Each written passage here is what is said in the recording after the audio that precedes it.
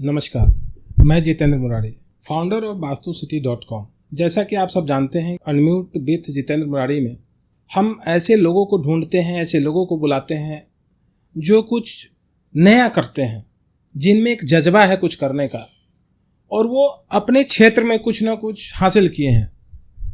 ऐसे लोगों का हम स्वागत करते हैं और ऐसे लोगों के साथ हम बात करके और इनकी बातों को समझने का हम कोशिश करते हैं कि आखिर इन्होंने इस अचीवमेंट को कैसे पाया है। तो आज इसी के सिलसिले में आज हमारे साथ गौरव जी बैठे हैं, जो इंटीरियर डिजाइनिंग के क्षेत्र में काफ़ी अच्छा काम कर रहे हैं और बहुत ही बेहतरीन कर रहे हैं। तो आज हम मिलते हैं अपने इस एपिसोड में गौरव जी से, जो इंटीरियर के क्षेत्र में एक नया मुकाम हासिल कर रहे हैं। तो आइए हम मिलते हैं गौरव जी से। थैंक्स गौरव जी, वेलकम कि आप इस शो में आए। कैसा लग रहा है आपको इस शो में आके? Thank you so much Jitendra Murari ji, जितना आपने मुझे बुलाया है यहाँ पे, और मेरा सौभाग्य है कि आपके पास मैं आया हूँ। गौरव जी, आप के बारे में काफ़ी हमने सुना है इंटीरियर के क्षेत्र में। तो आप जो सबसे पहले अपने जर्नी के विषय में बताइए, आपका एजुकेशन क्या है? बेसिकली मेरा जो फाइनल एजुकेशन है वो पीजीडीबी में फाइनेंस एंड मार्केटिंग के साथ है। अच्छा। जो मेरी फर्स्ट जॉब थी वो होंडा मोटर्स में था। होंडा मोटर्स में जब जॉब करता था उसमें मैं अकाउंट्स डिपार्टमेंट था, वो बेटी को सेटिंग जॉब था, वो जस्ट लाइक एक कंफर्ट जोन में था मैं। बट मेरे को वहाँ पे इनोवेशन दिख नहीं रहा था जो मुझे चाहिए था, क्योंकि उसमें इनोवेटिव करने का जो मेरे अंदर की इच्छा थी वो मैं कर नहीं पा रहा था। जब मैं वहाँ से स्विच किया, क्योंकि मेरे पास ड्यूअल स्पेशलाइजेशन था, मार्केटिंग था और फाइनेंस था। तो उसके बाद मैं स्विच करके मकान.com में, वो मीडिया इंडस्ट्री से रिलेटेड है वो बेसिकली, उसमें मैंने काफ़ी सालों तक काम किया। फिर उसके बाद मैं स्विच कर गया ST मीडिया में। फिर वहाँ से मैंने अपना जर्नी स्टार्ट किया था। मतलब हर आदमी चाहता है कि वो कंफर्ट में रहे, और आप कंफर्ट को तोड़ना क्यों चाह रहे थे? जब मैं सेल्स में था मैंने ये सोचा कि जैसे जब किसी का माल बेचना ही है तो क्यों ना हम अपना माल बेचें। अच्छा, बहुत बढ़िया। जब हम किसी के लिए कस्टमर बना सकते हैं तो हम अपने के लिए क्यों नहीं कर सकते हैं। आप ये सोचिए, जिस दिन आप जॉब छोड़ेंगे वो सोचिए कि हम किसी और के लिए जॉब छोड़ रहे हैं। मतलब यही सुंदरता है आपकी, और जो हम आपके बारे में जितना हमको अध्ययन हुआ है, यही सुंदरता है कि आप जो है लोगों को चाहते हैं कि लोग आगे बढ़े। बिल्कुल। और बहुत अच्छी बात है आपका एक सोच। और जो दूसरा भी आपने बताया कि आपने खुद ही उस रास्ते को चुना जिस रास्ते में कठिनाइयां ज़्यादा हैं। बिल्कुल। तो ये एक जो है नौजवानों के लिए एक बढ़िया चीज़ है कि नौजवान भी आजकल क्या है कि पढ़ाई करके उनका एक मोटो, सिर्फ एक मोटो होता है कि हम पढ़ के अपना जॉब कर ले। और आप जॉब करते हुए एक अच्छे कंपनी में आप जॉब कर रहे थे, फिर भी उसको आपने त्यागना उचित समझा। बिल्कुल। तो ये थोड़ा लॉजिकली आज के जो बच्चे हैं वो समझ नहीं पाएंगे इस बात। जो सैलरी मुझे मिल रही थी मैं बिल्कुल सेटिस्फाइड था। अच्छा, आप खुश थे अपने सैलरी? सारे सेविंग होते थे मेरे सैलरी, जो मेरे खर्चे होते थे ना, मेरा कुछ एक्स्ट्रा खर्च नहीं था। मैं बिल्कुल, लेकिन मैं अंदर से सेटिस्फाइड नहीं था।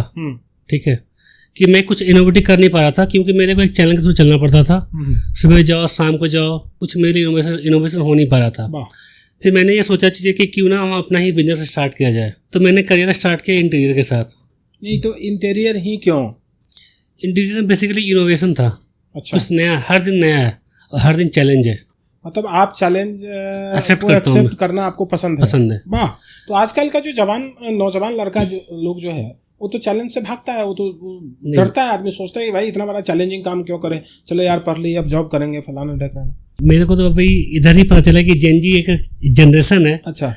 जो काफ़ी चीज़ें इनोवेशन भी कर रहे हैं और काफ़ी लोग चीज़ें नेगेटिव तरफ भी जा रहे हैं। पावर का इस्तेमाल तो आप कहीं और भी कर सकते थे, जो आप जॉब कर रहे थे उसमें भी अच्छा करके आप वहाँ ग्रोथ पा सकते थे। इंटीरियर में आप आ गए, बहुत बड़ा रिस्क फैक्टर में आप आ गए। मैं एक सिंपल सा एग्जांपल देना चाहता हूँ आपको। बताइए। लोग जॉब करते हैं। हाँ। सुबह 8 बजे निकलते हैं। हाँ। रात को 8-9 बजे घर पहुँचते हैं। बिल्कुल। इससे कुछ छुपा हुआ नहीं मेट्रो सिटी में। हाँ। मैं सिर्फ दिन का सिर्फ 5 से 6 घंटा देता हूँ। जो आउटपुट लोग सुबह से 8 से निकालते हैं, मैं आउटपुट सिर्फ 5 घंटे में निकालता हूँ। मैं इसलिए निकाल पाता हूँ कि मेरे पास अपना खुद की फ्रीडम है सोचने की, मैं इनोवेशन करने की, क्योंकि मेरे पास खुद का राइट है। आप जब जॉब करते हो ना चीज़ें, तो आपके पास होती है फ्रीडम, होती है राइट, होती है एक्सप्लोरेशन करने की, लेकिन उसमें एक सीमाएँ बनी होती है। जब आप अपने खुद के बिजनेस एस्टैब्लिश करते हैं ना, उसमें कोई सीमाएँ नहीं होती हैं। आप समझिए एक समंदर में आप उतर रहे हैं, उसकी कोई सीमाएँ नहीं होती है, आप कहीं भी छलांग मार सकते हैं। इसका है नो लिमिट। जब मैं आया था इस इंडस्ट्री में तो GST उस समय नया लागू ही हुआ था। कई लोग मार्केट में बोलते थे यार GST आ गया है, सर्विस टैक्स बढ़िया था। मेरा ये कहना है, जो आज बच्चा पैदा लेगा उसे पता नहीं सर्विस टैक्स क्या था, वो देखेगा GST क्या है। मोदी गवर्नमेंट ने जो किया है ना, जो ट्रांसपेरेंसी के साथ काम किया है, मुझे ये नहीं लगता है कि और किसी गवर्नमेंट ने किया होगा। और दूसरी बात मैं ये कहना चाहता हूँ, जो इतनी अपॉर्चुनिटी मोदी गवर्नमेंट में है, मुझे नहीं लगता शायद पिछले गवर्नमेंट ने किसी ने दिया होगा। देखिए, त्रुटियाँ हर जगह होती है, हमारे में त्रुटियाँ होगी, हर जगह निगेटिविटी होगी, जिस उस निगेटिविटी से बाहर निकलना होगा आपको। अच्छा, मतलब आप से अभी तक बात करके जो समझ में आ रहा है, आप हर एक कंफर्ट जोन को ब्रेक करना चाहते हैं, और ये सोच जेन्युइनली एक बहुत बड़ा सोच है। आदमी रिस्क लेने से आज का जो जेनजी है वो डरता है। बिल्कुल बिल्कुल। और आप ऐसे सिचुएशन में रिस्क ले लिए। तो अब हम आप के बिजनेस पे वापस आते हैं। जैसा कि आप सभी बात करके हमको समझ में आया कि आप जो है इंटीरियर के काम में इसलिए आए क्योंकि आपको लगता था कि हम रोज इसमें कुछ नया कर पाएंगे। बिल्कुल बिल्कुल। मतलब आप नयापन से नहीं डरते हैं, आप रोज नयापन करना चाहते हैं, नया चीज को आप खोजना चाहते हैं, ढूंढते हैं, इनोवेशन करते हैं। तो ये आपका नेचर है। तो ये बहुत बढ़िया चीज़ है। मतलब आप इसलिए आए थे इस फील्ड में कि हम कुछ नया रोज ढूंढे। हमको ये बात बताइए कि कोई दूसरा धंधा में नया चीज़ हम नहीं कर सकते थे? इससे मैंने फार्मा कंपनी मैंने इस्टेब्लिश किया था, 20 प्रोडक्ट लॉन्च कर लिया था। वो बिजनेस पार्टनर के थे, अजय प्राइवेट लिमिटेड इस्टेब्लिश किया था। उसमें कई चीज़ें मैंने बिल्कुल एक स्क्रैच लेवल से स्टार्ट किया था और काफ़ी लेवल पर किया था। बट वो ना मैं अंदर से सेटिस्फाइड नहीं हो रहा था, क्योंकि वो लग नहीं रहा था कि मेरे बैकग्राउंड को सूट कर रहा है। अच्छा। फिर मैंने वहाँ से चीज़ें फिर मैंने सोचा कि चलो ठीक है, ये समझ में नहीं आ रहा है तो आगे करियर में कुछ और स्विच करते हैं। जब मैं एक बैचलर के टाइम में, तो मेरे को काफ़ी चीज़ें ना इनोवेशन सोचता था मैं कुछ करना है। तो आप इंजीनियर बन जाते हैं, आप साइंटिस्ट बन जाते, आप इंटीरियर में क्यों आ गए? इंटीरियर में इसलिए आया कि मेरे एक रूममेट थे, उसने मुझे काफ़ी मोटिवेट किया। उन्होंने बताया मुझे कि तुम्हें बिजनेस करना है तो मैं हेल्प करता हूँ तुम्हें, तुम्हें सिर्फ क्लाइंट लेके आना है। चलो, जब मैंने सही जगह पे आप हमको खुद लेके आ गए। मतलब आपका गुरु कौन था? कोई ऐसा गुरु रहा होगा जो आपको यहाँ तक पहुँचा दिया, इस लाइन के अंदर में लाया। मतलब आपके देखिए, मेरे गुरु तो ऊपर वाले ही हैं, प्रभु जी की कृपा से सब कुछ हो रहा है चीज़ें। क्योंकि आप जब तक एफर्ट नहीं करते हैं तो प्रभु जी आपको उस लाइन पर पहुँचा नहीं पाएंगे। तो आप आज उस लाइन को आप क्रॉस कर गए हैं और पुराने दिनों को याद करके थोड़ा आप काफी गंभीर हो रहे हैं और थोड़ा काफी ये हो रहे हैं। मैं एक चीज और आपके बातों से निकल के आ गया, नेटवर्क इज नेटवर्थ। जिसका नेटवर्क है उसी का नेटवर्थ है। तो नेटवर्क को मजबूत कीजिए। आज हमारे गौरव भाई अपने नेटवर्क के बदौलत अपने दोस्तों का एक ऐसा जाल बनाया, अपना नेटवर्क इस तरह से मजबूत किया कि आज ये एक सफल व्यापारी हैं। और इंटीरियर के डिजाइनर बहुत है, इंटीरियर डिजाइनर तो हर गली में घूमते हैं, लेकिन इन्होंने एक अलग मुकाम हासिल किया है। और इसका जो रहस्य समझ में आया, तो ये समझ में आया, दो बातें अभी तक आपसे निकल के आया कि एक तो आपने रिस्क लिया, आप एक रिस्क लिए और आप कंफर्ट जोन को खुद तोड़े हैं। हाँ जी। दूसरा बात जो समझ में आया आपकी बातों से जो निकल के आया, वो ये निकल के आया कि आप नेटवर्क में बिलीव करते हैं। मतलब दोस्त बनाना, नेटवर्क बनाना, नेटवर्क को बढ़ाना, ये चीज़ दूसरा बात समझ में आया। एक और छुपा हुआ राज आपका हम समझ गए। आप काफ़ी कॉन्फिडेंस आपके अंदर में है और काफ़ी आप अपने आप पे काफ़ी भरोसा करते हैं और आपको कंप्लेन नहीं है। लोग आज के डेट में बहुत कंप्लेन करते हैं, गवर्नमेंट से लोगों की उपेक्षाएं होती हैं। गवर्नमेंट सरकारी जॉब दे दो, सरकारी जॉब नहीं मिल रहा है। गवर्नमेंट से लोगों का कंप्लेन बहुत है। बहुत सारे लोगों से हम मिलते हैं। आपसे मिलके हमको एक और चीज़ समझ में आया कि कंप्लेन करने से, किसी के लिए अगर आप कंप्लेन कर रहे हो तो इसका कोई बेनिफिट नहीं है। आपको कंप्लेन करने के बाद जगह पे खुद में ढूंढना चाहिए कि आप में क्या कैपेबिलिटी है और उसका यूज करना चाहिए। हमारे गौरव भाई ने इसी का इस्तेमाल करके आज यहाँ तक पहुँचे हैं। तो गौरव भाई, फिर से हम आते हैं आपके धंधा पे। आप बात में आप बहुत अच्छा बात कर रहे हैं, बहुत ऐसी चीज़ें आप दे रहे हैं हमारे समाज के लोगों को। आज का जो जेनजी लोग हैं, जो बच्चा लोग हैं, हतोत्साहित हो जाता है। तो आपके बातों से बहुत चीज़ शायद ऐसा प्रेरणा मिलेगा बच्चे लोगों को। और गार्जियन लोग भी जो है आज के डेट में, जो गार्जियन होते हैं, पेरेंट्स होते हैं, वो भी चाहते हैं यार बेटा इंजीनियर बन गया, डॉक्टर बन गया। सिर्फ पढ़ाते ही सिर्फ इसीलिए कि नौकर पैदा कर रहे हैं। मैं इसके लिए बहुत बड़ा एग्जाम्पल देता हूँ। बताइए। जब मैंने स्कूलिंग से पास आउट हुआ था, 10th किया था, 10th के बाद लोगों ने बोला मुझे, सब लोग उस समय क्या था, मैं छोटे से शहर से बिलोंग करता हूँ, गया जी से बिलोंग करता हूँ। बहुत बढ़िया। तो जब मैं 10th से पास आउट हुआ तो कई लोग, गया तो ज्ञान की भूमि है। हाँ जी, बिल्कुल। वो बेसिकली हमारा एक देवभूमि कह सकते हैं उसको। हमारे पिंडों जितने पूर्वजों का वहाँ पे पिंडदान किया जाता है। अच्छा। मैं एग्जांपल देता हूँ, जैसे कि जब मैं पास आउट किया था 10th में, तो कई जो मेरे साथ के जो स्टूडेंट थे, मेरे दोस्त थे, मित्र थे, जो मेरे क्लोज फ्रेंड थे, लोगों ने कहा यार हम बायोलॉजी ले लेते हैं, लोगों ने कहा हम साइंस ले लेते हैं। ठीक है। बट उन्हें नहीं पता था कि कैपेसिटी अंदर क्या है उनकी, क्योंकि उनको राह दिखाने के लिए उनकी अंदर की क्षमता कहते हैं ना, वो पहचान नहीं पा रहे थे कि हमें क्षमता क्या है। वो किसी एक कहते हैं ना भीड़ के चाल में चल रहे थे चीज़ें। लोग बायोलॉजी ले रहे थे, बायोलॉजी की तरफ भाग रहे थे।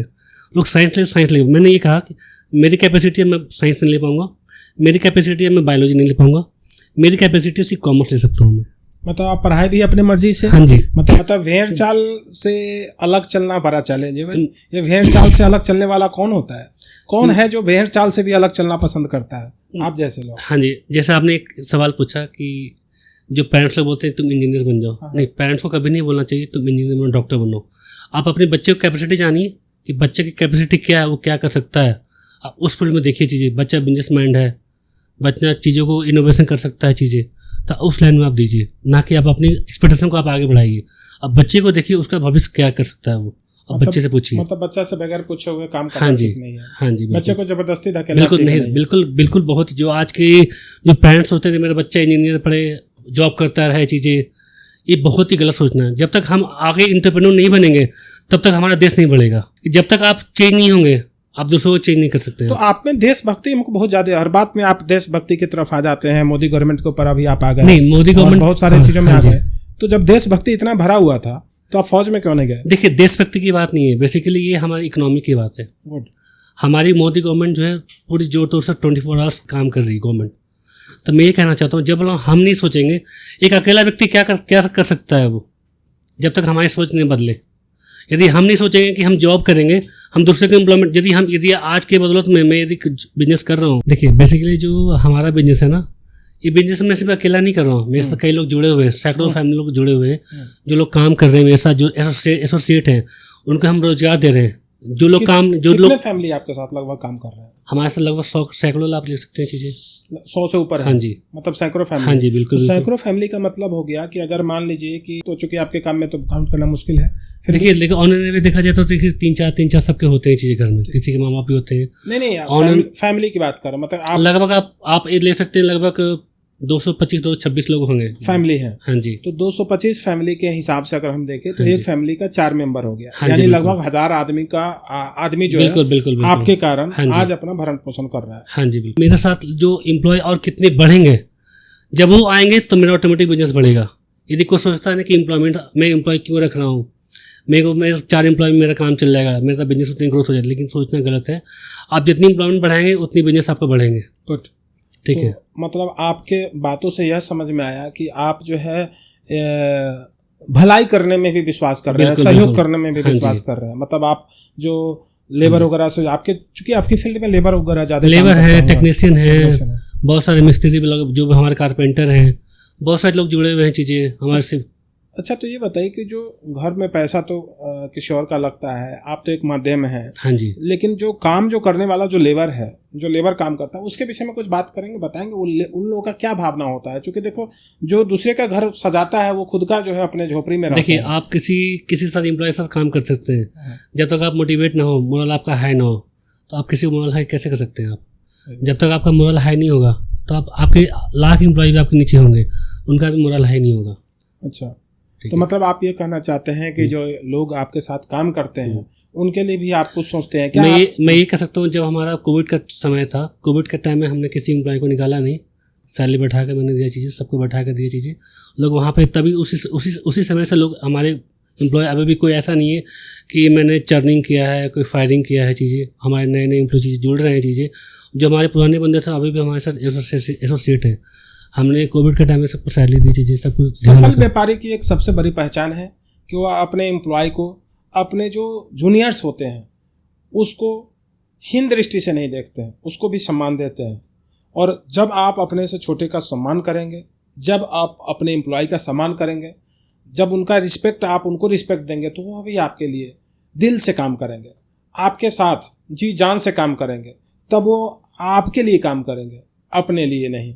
आप ये बताइए कि जो अभी तक का, जैसा आपने बताया कि 15 साल का आपका एक्सपीरियंस है, तो 15 साल के एक्सपीरियंस में आपका जो काम का जो सबसे हायर वैल्यू, कितने तक का आपने काम उठाया है, कितने तक का आपने काम किया है, जो सबसे जो कोई ऐसा काम जो सबसे अभी तक उसको आपने आप खुद ही ब्रेक नहीं कर पाए हो, कितना वैल्यू का काम? बेसिकली हमारा जो रेजिडेंशियल भी है मैं करता हूँ और उसमें कॉर्पोरेट भी करता हूँ। तो रेजिडेंशियल और कॉर्पोरेट हाँ जी, दोनों करता हूँ। बेसिकली हमारा जो टारगेट होता है, जो मैक्सिमम रीच होता है हमारा, कितने लेवल तक हम पहुँच सकते हैं। जो हमारा कॉर्पोरेट में जो गया हुआ है लगभग हमारा 5.5 करोड़ तक मैक्सिमम गया हुआ है अभी तक। 5 से 5.5 करोड़ रुपए के बीच का आपका कॉमर्शियल रहा? हाँ जी। अच्छा। अभी तक एक सिंगल प्रोजेक्ट की बात कर रहा हूँ मैं। एक प्रोजेक्ट? हाँ जी, एक प्रोजेक्ट की बात कर रहा हूँ। यदि हम रेजिडेंशियल की बात करें लगभग हमारा 65 से 70 लाख का एक प्रोजेक्ट हमने मैक्सिमम किया हुआ है। एवरेज हमारा 25-30-35 लाख का होता है हमारा। अच्छा, एवरेज 25-30 लाख का होता है। और कुछ ऐसे क्लाइंट होते हैं जो 65 लाख रुपए तक। 65 लाख में क्या इतना पैसा कर देते हैं? देखिए बेसिकली क्या, इंटीरियर की कोई लिमिटेशन नहीं होती है। इसमें क्या होता है कि इसमें कोई लिमिटेशन नहीं होता। यदि आप सैनिटरी फिटिंग के जाते हैं, इसका कोई ब्रांड की वैल्यू नहीं होती। बहुत बड़े इसमें बड़े अच्छे ब्रांड आते हैं कि कई लोग बोलते हैं कि हमें ग्रो का लगाना है, उसमें बहुत सारे मॉडल आते हैं। डिपेंड करता है क्लाइंट की चॉइस कैसी है चीज़ें। अच्छा, मैंने सुना है कि आप कुछ कस्टमाइजेशन में ज़्यादा बिलीव करते हैं, कुछ कस्टमाइज कर देते हैं, एकदम नया चीज़ बना देते हैं। कहीं ऐसा तो नहीं कि आप बाकी जो इंटीरियर वाले हैं आप ये सोचते हैं कि कुछ हम ऐसा बना दें ताकि इसका कोई नकल ना कर पाए? तो कहीं ये भी तो नहीं है कि आप रेस में हमेशा आगे रहना चाहते हैं?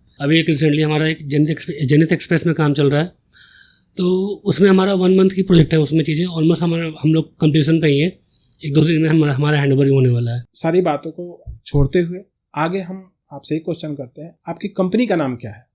बेसिकली मेरी कंपनी का नाम जो है एलाइट इंटीरियर डिजाइनर नाम है company. Elite interior designer, elite interior designer, ये कंपनी का नाम है? हाँ जी बिल्कुल। गौरव भाई, टू द फ्रैंक बात करते हैं, क्योंकि हम भी इंटीरियर डेकोरेशन में काम करवाए हैं। हम भी अपने फ्लैट वगैरह में, ऑफिस वगैरह में बराबर काम होता ही रहता है, तो बराबर काम करवाते हैं।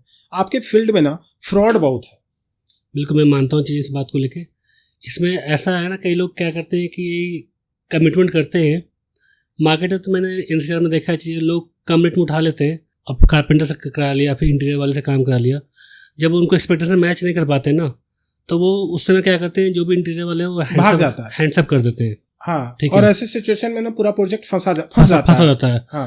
जब ये फंस जाता है ना चीजें, तो उस प्रोजेक्ट को कोई लेना नहीं चाहता दोबारा। मेरे साथ हुआ है ऐसा। हाँ, मेरे साथ भी हुआ कि एक प्रोजेक्ट में वो अधूरा काम छोड़ दिया और उसके बाद वो गया। तो फिर सबसे डेंजर होता है जब वो प्रोजेक्ट आप बीच में कोई छोड़ के चला जाता है, वो प्रोजेक्ट कोई दूसरा इंटीरियर वाला हाथ लगाना चाहता है नहीं। अच्छा। उसमें कई बार क्या होता है, लोग सोचते हैं, जो भी इंटीरियर वाला सोचते हैं यार ये काम छोड़ के गया है, ये कारपेंटर दिक्कत हो या ओनर की दिक्कत होगी। बेसिकली क्या होता है कि जो कमिटमेंट होता है वो कमिटमेंट फेल कर जाते हैं। किसका कमिटमेंट? दोनों तरफ से हो सकता है, दोनों तरफ से। हाँ जी, ठीक है। या से आपका बाय रिटर्न ना हो अच्छे से तरीके से, जो कम्युनिकेशन गैप हो गया। इसका समाधान क्या आखिर? मतलब ऐसा एक ओनर को, हम एज ए ओनर बात कर रहे हैं, क्योंकि आप व्यापारी हैं तो आप अपने तरीके से बात करिएगा, और हम एज ए ओनर बात कर रहे हैं कि अगर हम मकान बनवा रहे हैं तो हमको किन बातों पे ध्यान रखना चाहिए, क्या सावधानी करना चाहिए कि इंटीरियर डेकोरेटर वाला हमसे बेईमानी नहीं करे और मेरा काम टाइम पे करे, पैसा लेके भागे नहीं। इसके लिए एक आम आदमी को क्या करना चाहिए? देखिए मार्केट में क्या है कि बिल्कुल ये जो इंडस्ट्री है बिल्कुल अनऑर्गेनाइज्ड है, ये बिल्कुल टोटली अनऑर्गेनाइज्ड है। इसका लिखा जगह कुछ नहीं होता है। जो लो लेवल के जो काम करते हैं ना चीज़ें, वो क्या करते हैं, वर्बली बात करते हैं, रिटर्न लिख के दे देते हैं। जब एजुकेशन में जब बात आती है तो क्लाइंट को आइडेंटिफाई करना चालू करने लगता है, वो तो देखता है यार ये चीज़ कमी है, वो चीज़ कमी है। तो जो इंटीरियर वालों कमिटमेंट तो कर देता है कि भाई कम रेट में उठा लिया चीज़ें, जो भी है चीज़ें, कोई ज़्यादा रेट में उठा लिया चीज़ें। जब क्लाइंट की एक्सपेक्टेशन जब मैच नहीं कर पाता है तो वो उस समय काम छोड़ के चला जाता है बंदा। ये बिल्कुल जेन्युइन बता रहा हूँ चीज़ें मैं। आधी जो परेशान है ना, जो लोग काम करवाते हैं, इसी से परेशान है, क्योंकि ये बिल्कुल इंडस्ट्री बिल्कुल सेटअप बिल्कुल लेवल का नहीं है, अनऑर्गेनाइज्ड बिल्कुल। हाँ, इससे जब मैं इस इंडस्ट्री में आया था तो मैंने सोचा था चीज़ें कि यार कुछ नया क्यों नहीं किया जाए। जब मैं इंडस्ट्री में उतरा था तो लोग का मैंने सोचा कि यार जब मैं इतना क्वालिफाइड होकर जब मैं काम करने आया मार्केट में, कुछ इनोवेशन क्यों नहीं किया जाए चीज़ें।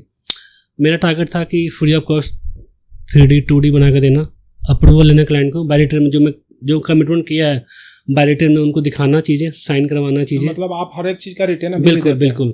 और कई चीज़ें देखिए, ऐसा नहीं ये कहूँगा कि बिल्कुल 100% होता है, थोड़ी बहुत चीज़ें हमें भी मैनेज करना था, उनको मैनेज करना पड़ता है चीज़ें लास्ट में। ये ऑनेस्टली मैं फैक्ट बात बता रहा हूँ चीज़ें। इस बात को ध्यान रखेंगे, क्योंकि आप जब निकले ना, आप उनको कुछ एक्स्ट्रा दे के जाइए, वो आप कभी भी आपको पिंच नहीं करेंगे।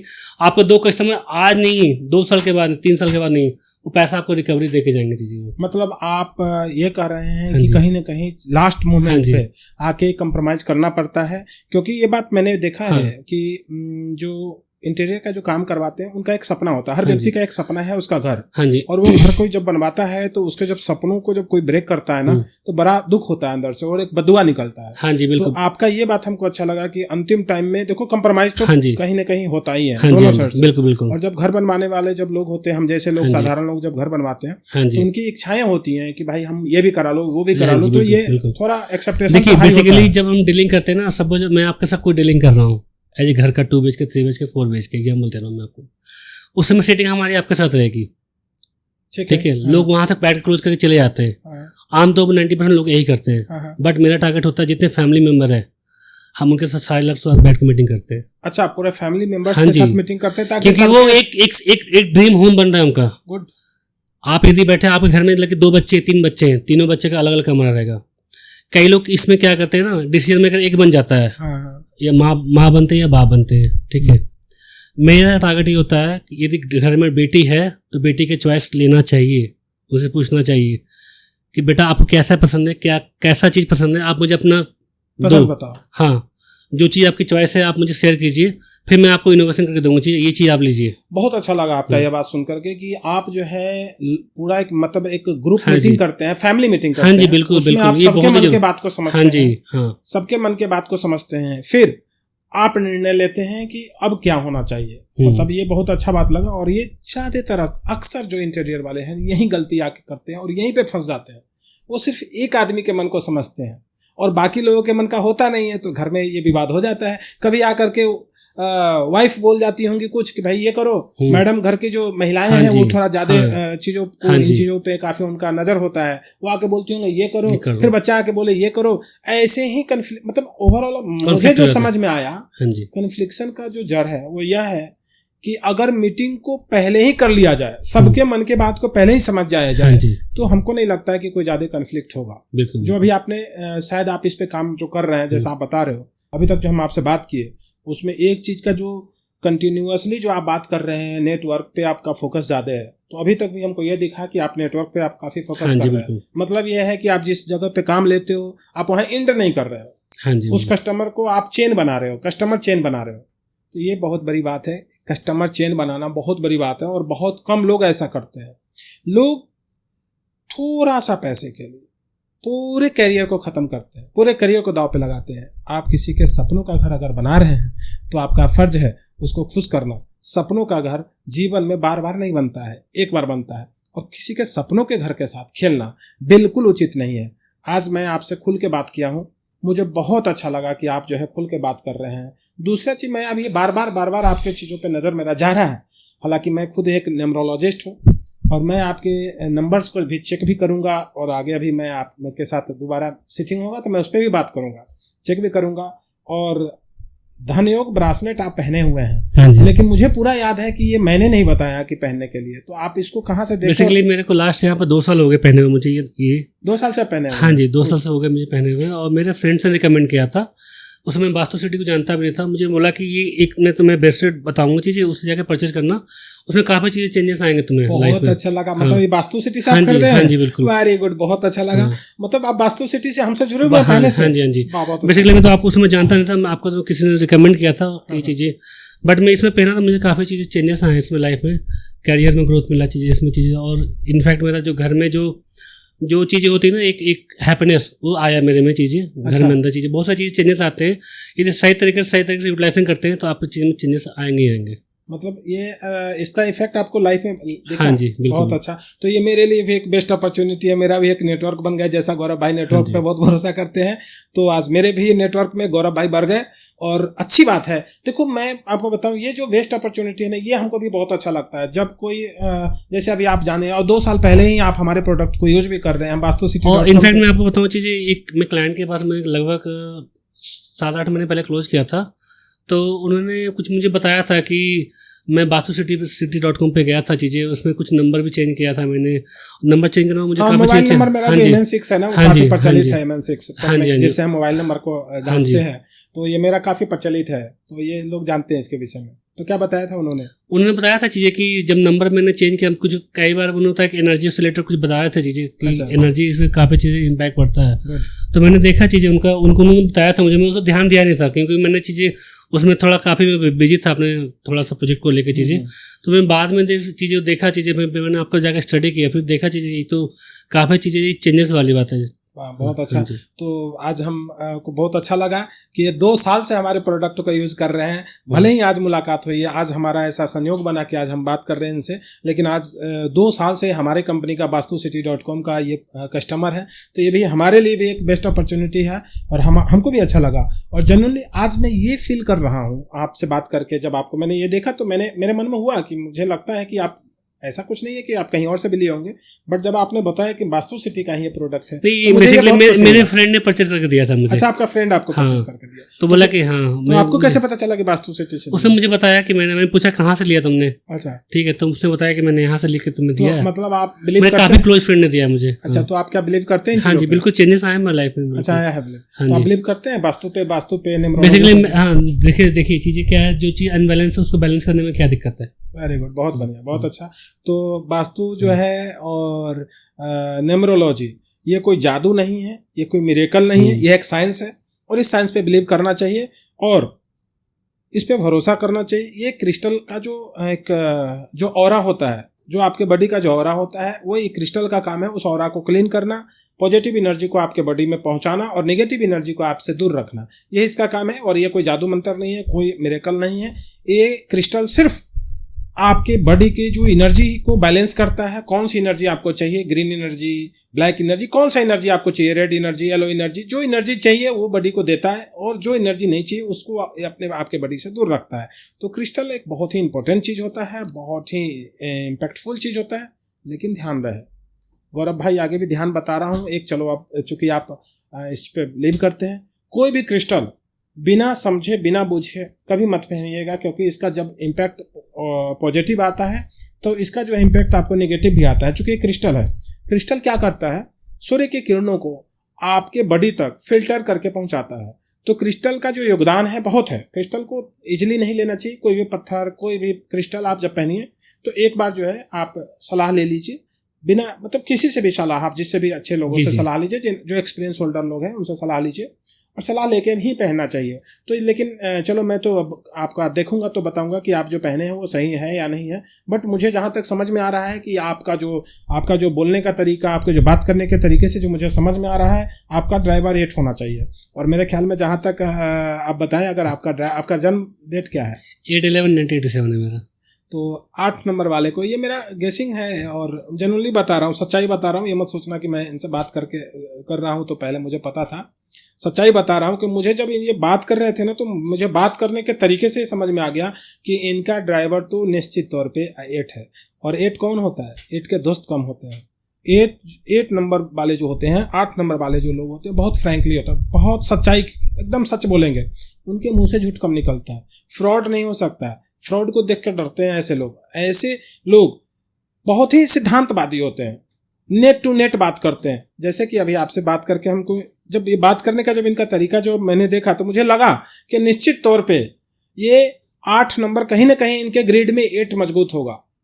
तो मैं ये एश्योर नहीं कर रहा था कि ये 8 नंबर ही ड्राइवर नंबर ही इनका 8 होगा, बट हम ये जान रहे थे कि इनके जो ग्रिड है, ग्रिड में 8 नंबर तो स्ट्रांगली होगा। और जैसा कि आप बता रहे थे कि आपका ड्राइवर ही 8 निकला, तो ये भी सच है कि देखो जो नंबर है ना, नंबर का प्रभाव तो जीवन में आता ही आता है। आज के जो नौजवान है ना, वो बहुत बड़े डिसीजन मेकर है, उन्हें किसी से पूछने की जरूरत नहीं है। मैं एक कहना चाहता हूँ, उनके मन में एक इच्छा जो है, जो हमारे में पहले नहीं थी। हालांकि कई लोगों ने देखा है चीज़ें, समझा भी है चीज़ें, लेकिन आज के जेनजी में और नौजवानों में बहुत ही फ़र्क है। उनके में जो कैपेसिटी है ना, बहुत एग्रेसिव हाई है वो चीज़ें, जो पहले लोगों में नहीं थी। मैं तो उनको ये कहना चाहता हूँ, जो अपॉर्चुनिटी अभी है ना, वो कभी नहीं मिलेगा।